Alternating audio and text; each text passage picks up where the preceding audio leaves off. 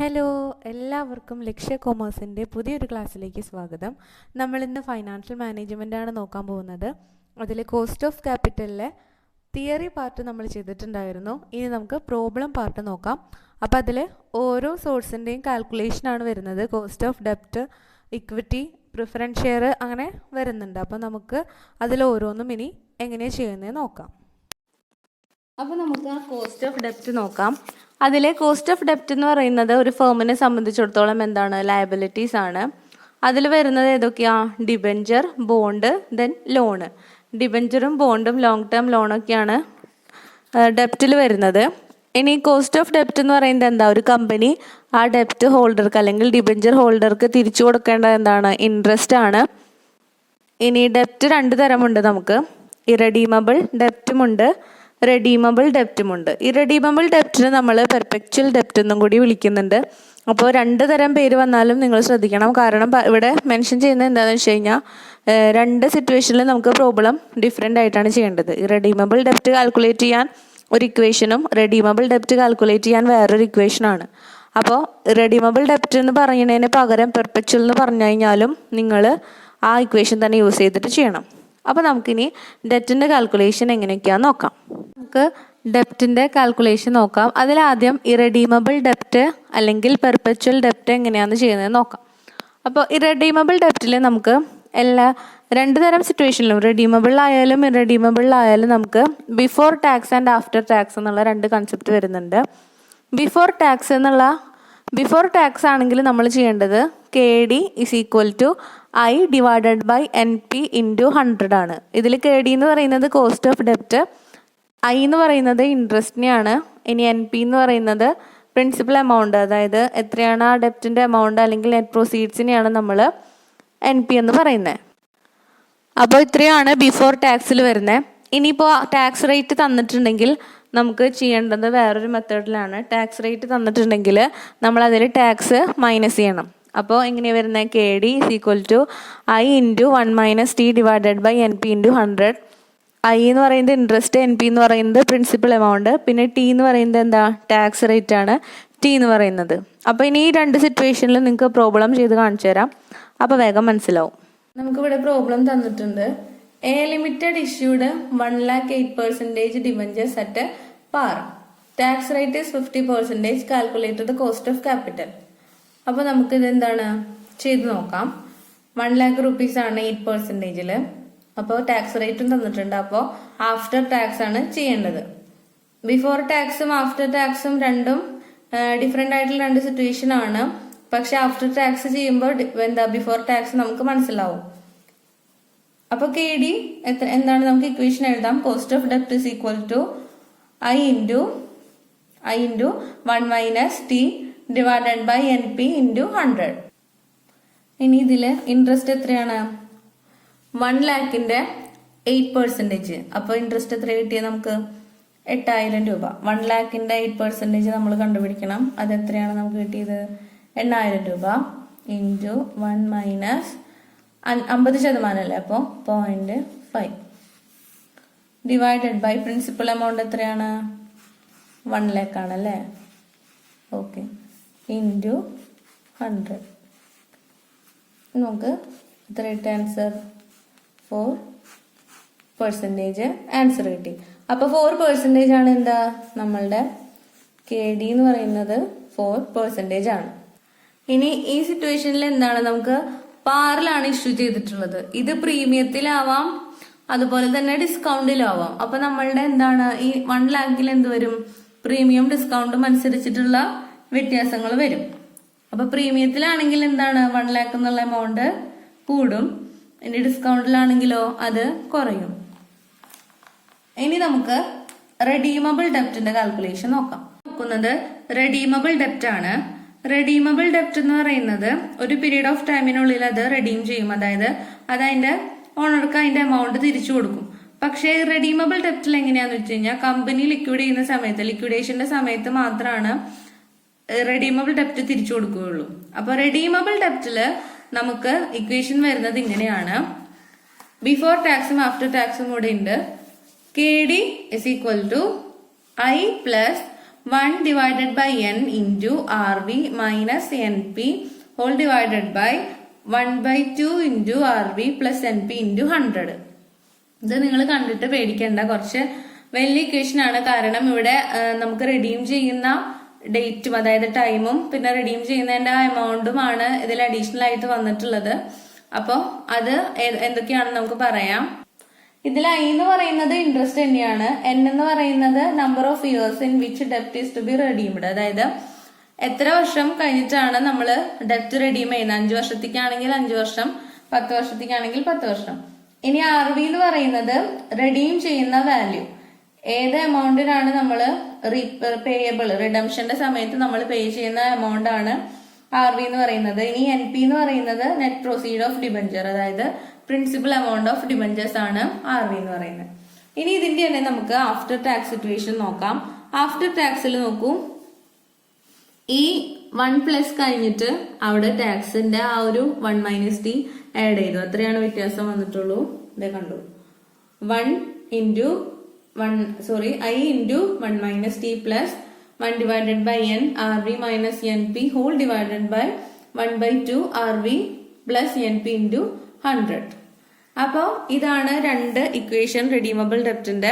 Redeemable ഡെപ്റ്റ് എന്ന് പറയുന്നത് company liquidation ചെയ്യുന്ന സമയത്തല്ല, അതിന്റെ ഇടയിൽ അതിന്റെ ടൈം അനുസരിച്ച് എന്ത് ചെയ്യും, റെഡീമബിൾ ഡെപ്റ്റ് തിരിച്ച് കൊടുക്കും. പക്ഷെ ഈ റെഡീമബിൾ ഡെപ്റ്റ് ഓർ പെർപെച്വൽ ഡെപ്റ്റ് എന്ന് പറയുന്നത് എന്താ, കമ്പനിയുടെ ലിക്വിഡേഷന്റെ സമയത്ത് മാത്രമാണ് അത് അയാളുടെ എമൗണ്ട് ഇൻവെസ്റ്റ് ചെയ്ത ആൾക്ക് തിരിച്ചു കൊടുക്കുകയുള്ളൂ. അപ്പൊ ഇത്രയാണ് ഇതിൽ പറയുന്നത്. ഇനി നമുക്ക് റെഡീമബിൾ ഡെപ്റ്റിന്റെ ഒരു കണക്ക് കൂടി ചെയ്യാം. നമുക്കൊരു പ്രോബ്ലം നോക്കാം. ഇതില് 2 ടൈപ്പ് ഓഫ് ബോണ്ട് വരുന്നുണ്ട്, അപ്പൊ നിങ്ങൾക്ക് അത് ക്ലിയർ ആയിട്ട് മനസ്സിലാവും.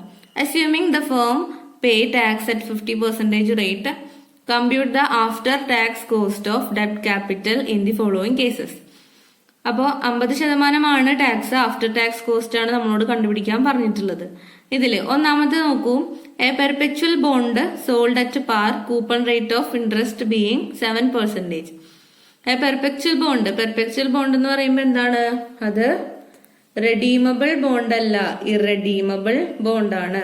പെർപെച്വൽ ബോണ്ട് എന്താണ്, ഇറഡീമബിൾ ആണ്. അപ്പൊ അത് നമ്മൾ ആലോചിക്കണം, ഇറഡീമബിളും പെർപെച്വലും എന്താണ്, ഒന്നാണ്. ഇനി രണ്ടാമത്തെ സിറ്റുവേഷൻ നോക്കൂ, എ 10 ഇയർ അപ്പൊ കണ്ടപ്പോ എന്തായി, റെഡീം ചെയ്യുന്നു. 10 വർഷത്തിന് ശേഷം അത് റെഡീം ചെയ്യുന്നുണ്ട്, അപ്പൊ അതെന്താണ്, റെഡീമബിൾ ആണ്. A 10 year 8% 1000 per bond sold at 950 less 4% underwriting commission. പ്രോബ്ലത്തിലേക്ക് കടക്കാം. അപ്പോൾ ഒന്നാമത്തെ ഇറഡീമബിൾ ബോണ്ടിന്റെ നമ്മൾ എഴുതിയിട്ടുണ്ട്. അപ്പോ നിങ്ങൾ ഒന്നാമത്തെ ക്വസ്റ്റ്യൻ ഒന്ന് ശ്രദ്ധിക്കാം. ഇവിടെ നിങ്ങൾ കണ്ടോ, രണ്ടാമത്തേതിൽ എന്ത് നമുക്ക് തന്നിട്ടുണ്ട്, 1000 ആണ് ബോണ്ടിന്റെ വാല്യൂ എന്ന് തന്നിട്ടുണ്ട് അല്ലെ. പക്ഷെ ഒന്നാമത്തേത് നമ്മൾ നോക്കിയേ, a perpetual bond sold at par, coupon rate of interest 7%. ഇതിൽ എത്രയാണ് പ്രിൻസിപ്പൽ എമൗണ്ട്, രണ്ടാമത്തേൽ 1000 തന്നിട്ടുള്ള പോലെ പ്രിൻസിപ്പൽ എമൗണ്ട് എത്രയാണ് തന്നിട്ടുള്ളത് നമുക്ക് കാണാൻ സാധിക്കുന്നുണ്ടോ, ഇല്ല. അപ്പൊ നിങ്ങൾ രണ്ടാമത്തേന് 1000 അല്ലേ, അപ്പൊ ആദ്യത്തേനും 1000 ആവുമെന്ന് വിചാരിക്കരുത്. ഇങ്ങനെ തരാത്ത സിറ്റുവേഷനിൽ നമ്മൾ അസ്യൂം ചെയ്യണം 100 ആയിരിക്കും ബോണ്ടിന്റെ വാല്യൂ എന്ന് നമ്മൾ എന്ത് ചെയ്യണം, അസ്യൂം ചെയ്യണം. അപ്പൊ നമുക്കിനി പ്രോബ്ലം ചെയ്യാം. 100ന്റെ 7% എത്രയാണ്, 7 ആണ്. 7 ഇൻറ്റു ടാക്സ് തന്നിട്ടുണ്ട് 0.5, അതായത് 50%. നമ്മൾ അസ്യൂം ചെയ്തു റേറ്റ് 100 ആണ് അസ്യൂം ചെയ്തു ഇൻറ്റു 100. നമുക്ക് എത്രയാണ് കിട്ടുക ചെയ്യുമ്പോൾ നമുക്ക് 3.5 എന്നുള്ള ആൻസർ കിട്ടും. അപ്പോൾ ആദ്യത്തെ ബോണ്ടിന്റെ എത്രയാ കോസ്റ്റ് എന്ന് പറയുന്നത് 3.5% ആണ് പെർപെച്വൽ ബോണ്ടിന്റെ കോസ്റ്റ് വരുന്നത്. ഇനി നമുക്ക് റെഡീമബിൾ ബോണ്ടിന്റെ കോസ്റ്റ് എത്ര നോക്കാം. ഇനി പ്രോബ്ലത്തിലേക്ക് നോക്കാം. രണ്ടാമത്തെയാണ് a 10 year 8% 1000 per bond sold at 950. അപ്പോ എത്ര രൂപയ്ക്കാണ് അത് വിറ്റത്, 950ക്കാണ് വിറ്റത്. എത്രയാണ് അതിന്റെ വാല്യൂ, 1000 രൂപയാണ്. അപ്പൊ നമുക്ക് എന്താ ഡിസ്കൗണ്ടിലാണ് വിറ്റിട്ടുള്ളതെന്ന് മനസ്സിലാവും. അപ്പൊ ഇനി വാല്യൂസ് ഒക്കെ നമുക്ക് എഴുതാം. അപ്പൊ നമ്മൾ വാല്യൂസ് എഴുതാനായിട്ട് പോവാണ്. അപ്പൊ ഇൻട്രസ്റ്റ് വരുന്നത് 80 ആണ്, അതായത് 8% ആണ് ഇൻട്രസ്റ്റ്. 1000ന്റെ 8% 80 രൂപ. ഇനി 1 മൈനസ് 0.5 പ്ലസ് 1 ഡിവൈഡഡ് ബൈ എത്രയാണ് 10. ഇനി RV വരുന്നത് എത്രയാണ്? നമുക്ക് കിട്ടുന്ന എമൗണ്ട് റെഡീം ചെയ്യുന്ന വാല്യൂ എന്ന് പറയുന്നത് 1000 രൂപയ്ക്ക് നമുക്ക് 1000 രൂപ നമുക്ക് തിരിച്ചു കിട്ടും. പക്ഷെ നമ്മൾ എത്രയാണ് കൊടുത്തിട്ടുള്ളൂ? 950. 950 ഒരു 950 ആണ്. പക്ഷെ അതിൽ ഇതിൻ്റെ ഒരു 4% നമ്മൾ ലെസ് ചെയ്യണം അണ്ടർ റൈറ്റിംഗ് കമ്മീഷൻ ആയിട്ട്. അപ്പോൾ അത് ക്വസ്റ്റ്യനിൽ തന്നിട്ടുണ്ട്. അപ്പോൾ നമുക്ക് ഫൈനൽ എമൗണ്ട് 912 ആണ് കിട്ടുന്നത്. 912 ഹോൾ ഡിവൈഡഡ് ബൈ എത്രയാ? 1/2 into 1000 plus 912 whole into 100. അപ്പോൾ ഇതാണ് നമ്മളുടെ ഇക്വേഷൻ. നമ്മൾ എടുത്ത് എഴുതി അതിലേക്ക് അപ്ലൈ ചെയ്തു. ഇൻട്രസ്റ്റ് 80 കിട്ടി. I എന്ന് പറയുന്നത് 1 മൈനസ് ടി എന്ന് പറയുന്നത് എത്ര? 0.5 പ്ലസ് 1 ഡിവൈഡഡ് ബൈ 10 വർഷത്തേക്കാണ് നമുക്ക് ആ ബോണ്ട്. അപ്പോൾ 10 എഴുതി. N എന്ന് പറയുന്നത്. ഇനി RV റിഡീം ചെയ്യുന്ന വാല്യൂ 1000 രൂപയാണ്. പക്ഷേ നമ്മൾ 950 രൂപയാണ് കൊടുത്തിട്ടുള്ളൂ. അതിൽ 4% അണ്ടർ റൈറ്റിംഗ് കമ്മീഷൻ പോയിട്ടുണ്ട്. അപ്പം അങ്ങനെ നമുക്ക് ഫൈനൽ എമൗണ്ട് 912 കിട്ടി. 912 കിട്ടി. ദെൻ അടിയിലും എഴുതി, എന്നിട്ട് ഇൻറ്റു ചെയ്തു. അങ്ങനെ ഇൻറ്റു ചെയ്യുമ്പോൾ നമുക്ക് കിട്ടുന്ന എമൗണ്ട് ആണ് 5.10%. അപ്പോൾ റെഡീമബിൾ ബോണ്ടിന്റെ നമുക്ക് എത്ര കിട്ടി? 5.80. ഇനി പെർപെച്വൽ ബോണ്ടിന്റെ എത്രയാണ്? 3.50. അപ്പോൾ രണ്ടിന്റെയും കോസ്റ്റ് നമ്മൾ കാൽക്കുലേറ്റ് ചെയ്തു. ഇനി നമുക്ക് രണ്ടാമത്തെ സോഴ്സിലേക്ക് പോകാം. രണ്ടാമത്തെ സോഴ്സാണ് preference share capital. Preference share capital എന്താണ്? Preference share capital equity share ക്യാപിറ്റലിനേക്കാളും കുറച്ചുകൂടി അഡ്വാൻറ്റേജ് ഉണ്ട് പ്രിഫറൻസ് ഷെയർ ഹോൾഡേഴ്സിന്. കാരണം എന്താ? അവരുടെയാണ് ആദ്യം കമ്പനി ലിക്വിഡേഷൻ ചെയ്യുമ്പോൾ പേ ഓഫ് ചെയ്യുക. അപ്പോൾ പേര് പോലെ തന്നെ കുറച്ച് പ്രിഫറൻഷ്യൽ റൈറ്റ് ഉള്ള ഷെയർ ഹോൾഡേഴ്സിനെയാണ് നമ്മൾ പ്രിഫറൻസ് ഷെയർ ഹോൾഡേഴ്സ് എന്ന് പറയുന്നത്. ഇനി ഇവരുടെ ഡിവിഡൻഡ് എന്തായിരിക്കും? ഫിക്സഡ് ഡിവിഡൻഡ് ആയിരിക്കും ഇവർക്ക് കിട്ടുക. ഇനി ഇത് പേ ചെയ്യുന്നത് ഇക്വിറ്റി ഷെയർ ഹോൾഡേഴ്സിന് മുൻപ് തന്നെ ഇവരിനെ നമ്മൾ പേ ചെയ്യുന്നു. റേറ്റ് ഓഫ് ഡിവിഡൻഡ് ഡിറ്റർമൈൻ ചെയ്യുന്നത് ടൈം ഓഫ് ഇഷ്യൂവിൽ തന്നെ ഡിറ്റർമൈൻ ചെയ്യും. ഇക്വിറ്റി ഷെയർ ഹോൾഡേഴ്സിന്റെ പോലെ പ്രോഫിറ്റിനനുസരിച്ച് വേരിയേഷൻസ് ഒന്നും ഉണ്ടായിരിക്കില്ല. ഫിക്സഡ് ചെയ്തിട്ടുള്ള ഒരു എമൗണ്ടിലാണ് ഡിവിഡൻഡ് കിട്ടുക. ഇനി അടുത്തത് ഇതിന്റെ കോസ്റ്റ് എന്ന് പറയുന്നത് എന്താ? അപ്പോൾ ഡിവിഡൻഡ് ആണ്. ഡിബഞ്ചറിൽ കോസ്റ്റ് വന്നത് ഇൻട്രസ്റ്റ് ആണെങ്കിൽ പ്രിഫറൻസ് ഷെയറിലെ കോസ്റ്റ് എന്താ? കോസ്റ്റ് ഓഫ് ക്യാപിറ്റൽ എന്ന് പറയുന്നത് ഡിവിഡൻഡ് ആണ്. ഇനി നമുക്ക് ഇവിടെ 2 സിറ്റുവേഷൻ ഉണ്ട്. കോസ്റ്റ് ഓഫ് ഇറഡീമബിൾ ഡെപ്റ്റും റെഡീമബിൾ ഡെപ്റ്റും. കോസ്റ്റ് ഓഫ് ഇറഡീമബിൾ ഡെപ്റ്റില് KP is equal to DP divided by NP into 100. ഇവിടെ KP എന്ന് പറയുന്നത് cost of preference share capital, D എന്ന് പറയുന്നത് ഡിവിഡൻഡ് ആണ്, dividend of preference share, NP എന്ന് പറയുന്നത് നെറ്റ് പ്രൊസീഡ് അല്ലെങ്കിൽ പ്രിൻസിപ്പൽ എമൗണ്ട് ഇൻറ്റു 100. റെഡീമബിളില് D plus 1 divided by N into RV minus NP whole divided by 1/2 into RV minus NP into 100. ഇതിൽ RVയും NPയും ഒക്കെ ഡിബഞ്ചറിലെ കേസിൽ പറഞ്ഞ പോലെ തന്നെയാണ്. RV എന്ന് പറയുന്നത് റിഡംഷൻ വാല്യൂ, NP എന്ന് പറയുന്നത് എന്താണ്? നമ്മളുടെ നെറ്റ് പ്രൊസീഡ്സ് ആണ് NP എന്ന് പറയുന്നത്. ഇനി ഈ N എന്ന് പറയുന്നത് എത്രയാ? എത്ര വർഷങ്ങൾക്ക് ശേഷമാണ് റിഡംഷൻ ചെയ്യുന്നത്? അതാണ് N എന്ന്. D എന്ന് പറയുന്നത് ഡിവിഡൻഡ് ആണ്. ഒരു പ്രോബ്ലം നോക്കാം.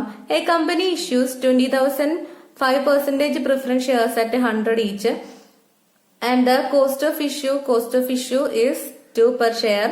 Calculate the cost of capital if it is issued at a premium of 10%. എന്നിട്ടാ പറഞ്ഞിട്ടുള്ളേ? ഇവിടെ ഒരു കമ്പനി 20,000 ഷെയർസ് ഇഷ്യൂ ചെയ്തു. എത്ര രൂപയ്ക്കാണ്? 100 ഈച്ച്. അപ്പോൾ 20,000 ഷെയർസ് ഇൻറ്റു 100. അപ്പൊ നമുക്ക് എത്ര കിട്ടി?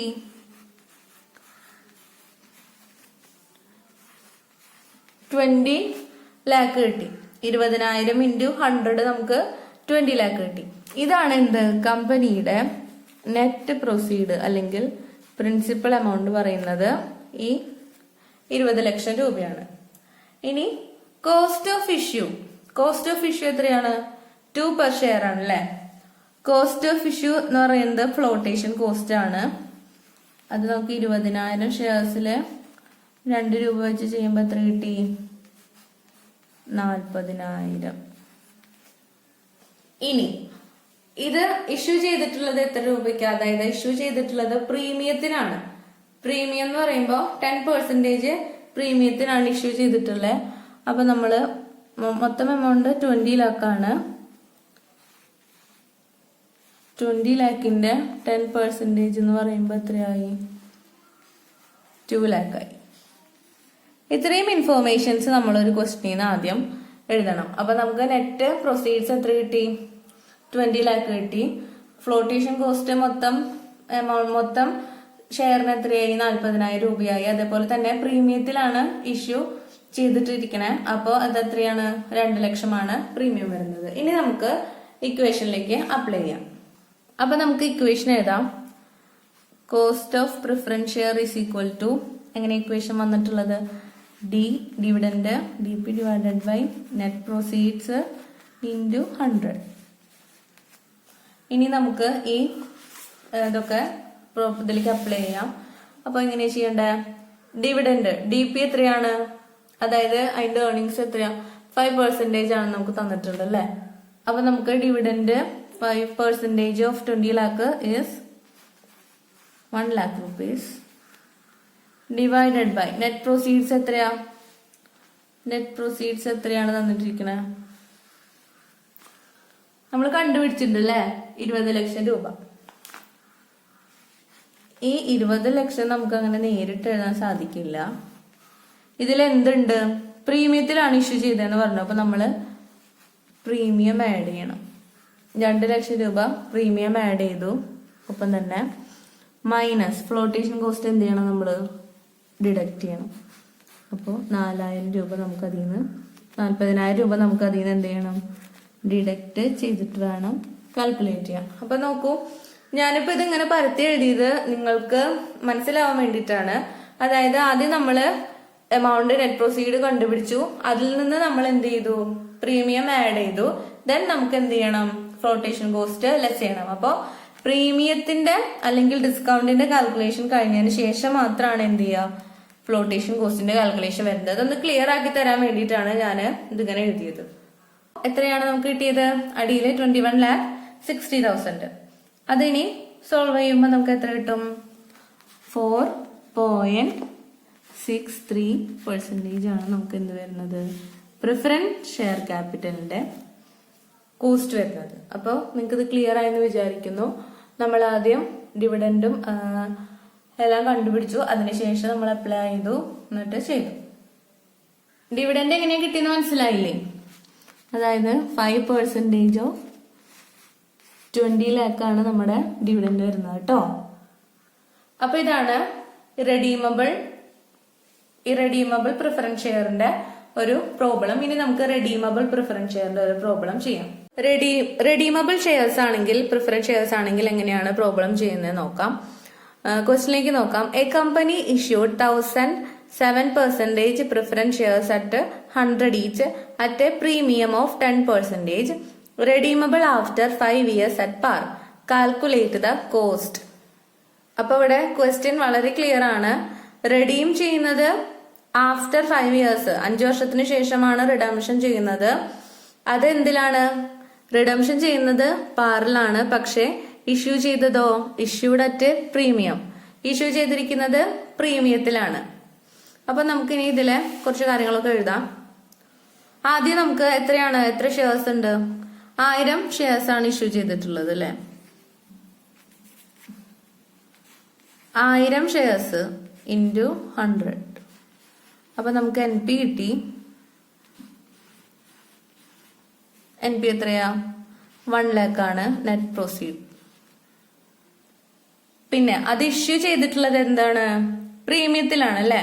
ഇഷ്യൂ ചെയ്തിട്ടുള്ളത് പ്രീമിയത്തിലാണ്. 10% പ്രീമിയം, അഡീഷണൽ 10% പ്രീമിയം നമുക്കുണ്ട്. അപ്പൊ നമുക്ക് എന്താ 10,000 കൂടി ഉണ്ട്. അങ്ങനെ ടോട്ടൽ നെറ്റ് പ്രൊസീഡ് എത്രയാണ്? 1,10,000. അപ്പൊ നമ്മുടെ NP നമുക്ക് ടോട്ടൽ കിട്ടി. ഇനി നമുക്ക് എന്താണ് റിഡംഷൻ ചെയ്യുന്നത് ഇവിടെ n എന്ന് പറയുന്നത് എത്രയാ? 5 വർഷം. n 5 years ആണ് കിട്ടി. ഇനി ഡിവിഡൻഡ് കാൽക്കുലേറ്റ് ചെയ്യണം. ഡിവിഡൻഡ് എങ്ങനെ കാൽക്കുലേറ്റ് ചെയ്യാം? ഡിവിഡൻഡ് എന്ന് പറയുന്നത് 1 lakhന്റെ 7% ആണ്. അതായത് 7000. അപ്പോൾ ഇത്രയും കാര്യങ്ങൾ നമുക്ക് കിട്ടി. ഇനി റിഡംഷൻ ചെയ്യുന്നത് എത്രയാണ്? Redemption at par. അപ്പോൾ RV എത്രയാ? റിഡംഷൻ നമുക്ക് പാറിലാണ് ചെയ്യുന്നത്. അപ്പോൾ RV എന്ന് പറയുന്നത് എത്രയാ? 1 lakh.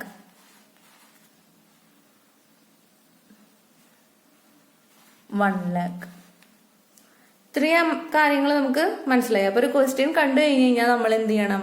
ഇതൊക്കെ എഴുതാനായിട്ട് ശ്രമിക്കാം. എന്നിട്ട് നമുക്ക് ഇക്വേഷനിലേക്ക് അപ്ലൈ ചെയ്യാം. അപ്പൊ ഇനി നമുക്ക് ഇക്വേഷൻ എഴുതാം. KP is equal to DP plus 1 divided by N into RV minus NP divided by 1/2 into RV plus NP. നമുക്ക് എത്ര കിട്ടി? ഞാൻ ഫൈനൽ എമൗണ്ടിനെ എഴുതാം. 5000 divided by, നിങ്ങൾ വർക്കൗട്ട് ചെയ്യണം. 5000 divided by 1,05,000 into 100 equal to 4.76%. അടുത്തതായിട്ട് നമുക്ക് ഇക്വിറ്റി ഷെയർസിന്റെ വാലുവേഷൻ നോക്കാം. അപ്പൊ ഇക്വിറ്റി ഷെയർസിന്റെ വാലുവേഷൻ കുറച്ചുകൂടി ഡിഫിക്കൽട്ട് ആണ് ബാക്കിയുള്ള മെത്തേഡ്സിനെ അല്ലെങ്കിൽ ബാക്കിയുള്ള സോഴ്സസിനെ വെച്ച് നോക്കുമ്പോൾ. പിന്നെ ഡിവിഡൻഡ് തന്നെയാണ് ഇവിടെ കോസ്റ്റ് ആയിട്ട് വരുന്നത്. ഡിവിഡൻഡ് നമുക്ക് കാൽക്കുലേറ്റ് ചെയ്യാനായിട്ട് കുറച്ച് ബുദ്ധിമുട്ടാണ്. കാരണം ഇക്വിറ്റി ഷെയർ ഹോൾഡേഴ്സിന് പ്രോഫിറ്റിനനുസരിച്ച് ഡിവിഡൻഡ് വാരി ചെയ്യുന്നു. പ്രിഫറൻസ് ഷെയർസ് പോലെ ഒരു ഫിക്സഡ് എമൗണ്ട് അല്ല. അതുകൊണ്ട് തന്നെ നമുക്ക് കുറച്ച് കാൽക്കുലേഷൻസ് ഡിഫിക്കൽട്ട് ആണ്. It changes according to the പ്രോഫിറ്റിനനുസരിച്ച് അത് ചേഞ്ച് ആവുന്നു. There are various methods. അപ്പോൾ ഇത് കാൽക്കുലേറ്റ് ചെയ്യാനായിട്ട് നമുക്ക് 4 മെത്തേഡ് ഉണ്ട്. Dividend yield method, dividend yield plus growth method, earning price method, realised yield method. അപ്പൊ നമുക്കിനി ഇത് ഓരോന്നും തന്നെ നോക്കാം. അപ്പോൾ സിറ്റുവേഷൻ അനുസരിച്ച് നമ്മൾ ഇതിൽ ഏത് മെത്തേഡിനനുസരിച്ചിട്ടുള്ള ഡേറ്റസ് ആണോ നമുക്ക് തന്നിട്ടുള്ളത് അതനുസരിച്ച് നമ്മൾ പ്രോബ്ലം വർക്ക്ഔട്ട് ചെയ്യണം. അപ്പോൾ നമുക്ക് ഒന്നാമത്തെ മെത്തേഡ് നോക്കാം, ഡിവിഡൻഡ് ഈൽഡ് മെത്തേഡ്. അപ്പോൾ ഇതിൽ ഒന്നാമത്തെയാണ് ഡിവിഡൻഡ് ഈൽഡ് എന്ന് പറയുന്നത്. അത് ഇക്വേഷൻ വളരെ സിമ്പിൾ ആണ്. പ്രിഫറൻസ് ഷെയറിന്റെ പോലെ തന്നെ KE ആണ് ഇവിടെ. Cost of equity is equal to dividend divided by MP. MP എന്ന് പറയുന്നത് market price of the share. അതാണ് ഇവിടെ വരുന്നത് ഇൻറ്റു 100. അപ്പോൾ ഇവിടെ D എന്ന് പറയുന്നത് ഡിവിഡൻഡ്, MP എന്ന് പറയുന്നത് market price of the share ആണ്. മറ്റൊരിടത്ത് നമ്മൾ എന്താണ് NP നെറ്റ് പ്രൊസീഡ് ആണ്, ഇവിടെ MP ആണ്. ആ ഒരു വ്യത്യാസമാണ് ഉള്ളത്. ഇനി dividend yield plus growth method. Dividend yield plus growth മെത്തേഡില് KE is equal to D1 divided by MP into 100 plus G.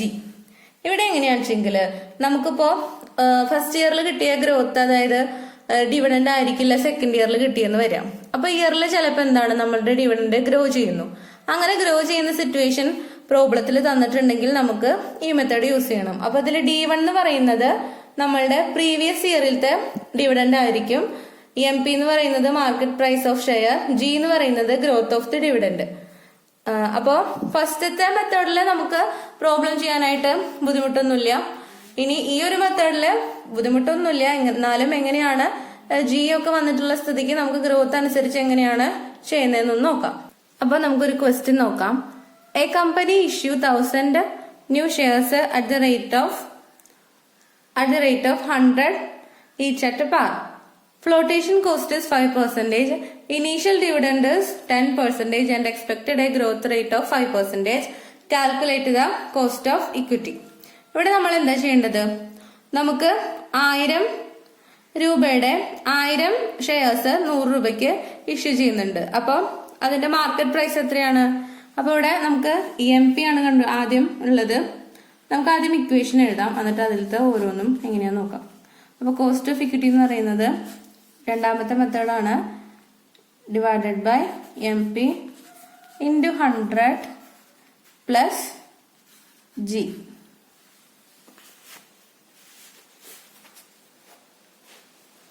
ഇനി D1 കേട്ടോ. അപ്പോൾ നമുക്ക് ആദ്യം MP കാണണം, market price of the share കാണണം. മാർക്കറ്റ് പ്രൈസ് എത്രയാണ്? മാർക്കറ്റ് പ്രൈസ് എത്രയാണ് വരുന്നത്? 100 രൂപ അല്ലേ? 100 രൂപയാണ് മാർക്കറ്റ് പ്രൈസ് വരുന്നത്. പക്ഷെ നമുക്ക് ഫ്ലോട്ടേഷൻ കോസ്റ്റ് വരുന്നുണ്ട് അല്ലേ? ഫ്ലോട്ടേഷൻ കോസ്റ്റ് എത്രയാണ്? 5%. അപ്പൊ നമ്മൾ ഫ്ലോട്ടേഷൻ കോസ്റ്റ് മൈനസ് ചെയ്യണം. അപ്പോൾ 5% ആകുമ്പോൾ 5 രൂപ. അപ്പോൾ 100 മൈനസ് 5 ഇസ് ഈക്വൽ ടു 95. അപ്പോൾ ഇതാണ് ഇപ്പോഴത്തെ മാർക്കറ്റ് പ്രൈസ് എന്ന് പറയുന്നത്, അല്ലെങ്കിൽ നെറ്റ് പ്രൊസീഡ് എന്നും ഇതിനെ വിളിക്കുന്നു. ഇനി ഡിവിഡൻഡ് എത്രയാ? 10% അല്ലേ? അപ്പോൾ 10. നമുക്ക് രണ്ടും കിട്ടി. 10 ഡിവൈഡഡ് ബൈ 95 ഇൻറ്റു 100. ഇനി ജി എത്രയാണ് വരുന്നത്? Growth rate of 5%. അപ്പോൾ 5 നമ്മളിങ്ങനെ പെർസെൻറ്റേജ് കൺവേർട്ട് ചെയ്ത് ഇങ്ങനെ തന്നെ ഇടണം കേട്ടോ. അപ്പോൾ നമുക്ക് എത്ര കിട്ടി? 15.53%. ഓക്കെ, ഇനി നമുക്ക് മൂന്നാമത്തെ മെത്തേഡ് നോക്കാം. അപ്പോൾ EPS തന്നിട്ടുണ്ടായിരിക്കും. EPS തന്നിട്ടുണ്ടാകുമ്പോൾ നമ്മൾ ഈ മെത്തേഡ് യൂസ് ചെയ്തിട്ടാണ് ഏർണിങ്സ് കണ്ടുപിടിക്കേണ്ടത്. ഇനി നമ്മളുടെ ലാസ്റ്റത്തെ മെത്തേഡാണ് റിയലൈസ്ഡ് ഈൽഡ് മെത്തേഡ്. ഇതിലെങ്ങനെയാന്ന് വെച്ച് കഴിഞ്ഞാൽ നമ്മുടെ മാർക്കറ്റ് പ്രൈസോ അല്ലെങ്കിൽ ഫ്യൂച്ചർ ഡിവിഡൻഡോ ഒന്ന് നമുക്ക് അൺസർട്ടൈൻ ആണെങ്കിൽ നമുക്ക് എന്താണ് ഇത് കോസ്റ്റ് കണ്ടുപിടിക്കാനായിട്ട് വളരെയധികം ബുദ്ധിമുട്ടായിരിക്കും അല്ലേ? അപ്പൊ ഇങ്ങനെയുള്ള സിറ്റുവേഷനിൽ നമ്മൾ പാസ്റ്റ് ഫ്യൂ ഇയേഴ്സിലത്തെ ആവറേജ് ആണ് സെലക്ട് ചെയ്യുന്നത്. അപ്പോൾ ഇത് ഇത്രേ പറഞ്ഞിട്ടുള്ളതിൽ ഇതിലും പ്രോബ്ലംസ് ഒന്നും അങ്ങനെ വന്നിട്ടില്ല. അപ്പൊ ഇതിലെങ്ങനെയാന്ന് വെച്ച് കഴിഞ്ഞാല് പാസ്റ്റ് ഫ്യൂ ഇയേഴ്സിലത്തെ ഒരു ആവറേജ് നമ്മൾ എടുത്തിട്ട് അതിന് നമ്മൾ കറണ്ട് റേറ്റ് ആയിട്ട് ഫിക്സ് ചെയ്യുന്നു. ഇനി നമുക്ക് ലാസ്റ്റ് സോഴ്സ് നോക്കാം. അതിൽ പറയുന്നത് കോസ്റ്റ് ഓഫ് റീറ്റെയിൻഡ് ഏർണിങ്സ് ആണ്. റീറ്റെയിൻഡ് ഏർണിങ്സ് എന്താണെന്ന് എല്ലാവർക്കും അറിയാം. നമ്മൾ പ്രോഫിറ്റിന്റെ ഒരു ഭാഗം നമ്മൾ റീറ്റെയിൻ ചെയ്യുന്നതാണ്. നമുക്ക് ഇനി എന്തെങ്കിലും ഫർദർ ഇൻവെസ്റ്റ്മെന്റ് ഓപ്പർച്യൂണിറ്റീസ് ഉണ്ടെങ്കിലാണ് അങ്ങനെ ചെയ്യുക. അല്ലെങ്കിൽ നമ്മൾ കമ്പനി അത് ഡിവിഡൻഡ് ആയിട്ട് പേ ഔട്ട് ചെയ്യും. അപ്പോൾ റീറ്റെയിൻഡ് ഏർണിങ്സ് എന്ന് പറയുന്നത് ആർക്ക് അവകാശപ്പെട്ടത്? ഇക്വിറ്റി ഷെയർ ഹോൾഡേഴ്സിന് അവകാശപ്പെട്ടതാണ്. അവരുടെ ഒരു പ്രോഫിറ്റിന്റെ ഭാഗമാണ് ആക്ച്വലി അത്. പക്ഷെ അത് കമ്പനിയിൽ തന്നെ റീറ്റെയിൻ ചെയ്യുന്നതുകൊണ്ട് അവർക്ക് അത് ഡിവിഡൻഡ് ആയിട്ട് ലഭിക്കുന്നില്ല. അപ്പൊ അതുകൊണ്ട് തന്നെ കോസ്റ്റ് ഓഫ് റിറ്റൈൻഡ് ഏർണിങ്സ് നമ്മൾ കോസ്റ്റ് ഓഫ് ഇക്വിറ്റി ചെയ്യുന്നത് പോലെ തന്നെയാണ് ചെയ്യുന്നത്. D or EPS divided by MP into 100. അപ്പൊ നമ്മൾ സാധാരണയായിട്ട് കോസ്റ്റ് ഓഫ് ഇക്വിറ്റി ആണ് കോസ്റ്റ് ഓഫ് റിറ്റൈൻഡ് ഏർണിങ്സ് ആയിട്ട് കണക്കാക്കുക. അപ്പൊ ഇത്രയാണ് നമ്മളുടെ 4 സോഴ്സസ്: കോസ്റ്റ് ഓഫ് ഡെപ്റ്റ്, cost of preference share, cost of equity, അതിൽ തന്നെ ഒരു 4 മെത്തേഡ് പറഞ്ഞു, then cost of retained earnings. ഇനി നമുക്ക് വരുന്ന ഒരു കൺസെപ്റ്റ് വെയ്റ്റഡ് ആവറേജ് കോസ്റ്റ് ആണ്. വെയ്റ്റഡ് ആവറേജ് കോസ്റ്റിൽ ഈ 4 കോസ്റ്റും നമ്മൾ കാൽക്കുലേറ്റ് ചെയ്തിട്ട് കമ്പനിയുടെ വെയ്റ്റഡ് ആവറേജ് കോസ്റ്റ് കണ്ടുപിടിക്കണം. അപ്പോൾ അത് നമുക്ക് സെപ്പറേറ്റ് ഒരു വീഡിയോ ആയിട്ട് ചെയ്യാം, വെയ്റ്റഡ് ആവറേജ് കോസ്റ്റ് എങ്ങനെയാണ് കാൽക്കുലേറ്റ് ചെയ്യുക എന്നുള്ളത്. അപ്പോൾ നമുക്ക് പുതിയൊരു വീഡിയോ ആയിട്ട് വീണ്ടും കാണാം. Thank you for watching. എല്ലാവരും ഇത് ഫ്രണ്ട്സിലേക്കൊക്കെ ഷെയർ ചെയ്യാം. അപ്പോൾ നമുക്ക് വീണ്ടും ഒരു വീഡിയോ ആയിട്ട് കാണാം. താങ്ക്